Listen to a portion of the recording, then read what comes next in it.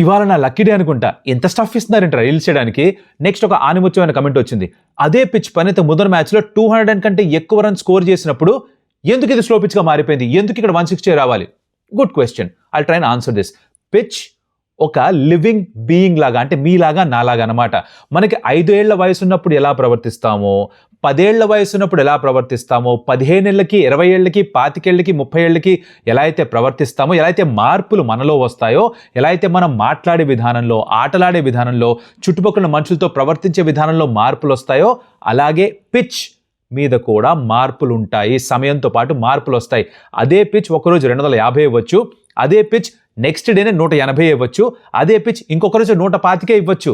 దాన్ని ఎలా తయారు చేశారు, ఎంత నీళ్లు పోశారు, ఎంత గ్రాస్ వదిలారు, ఎంత కవర్ చేసి ఉంచారు, ఎంత వర్షం పడింది ముందు రోజుల్లో, ఆ రోజు ఎంత ఎండగా ఉంది, ఇవన్నీ కూడా ఒక ఫ్యాక్టర్గా మారుతాయి. అందుకనే cricket is a very unique sport. వేరే ఏ స్పోర్ట్కి బహుశా ఆడే సర్ఫేస్ మేబీ టెన్నిస్ అంత ఇంపార్టెంట్ కాదేమో.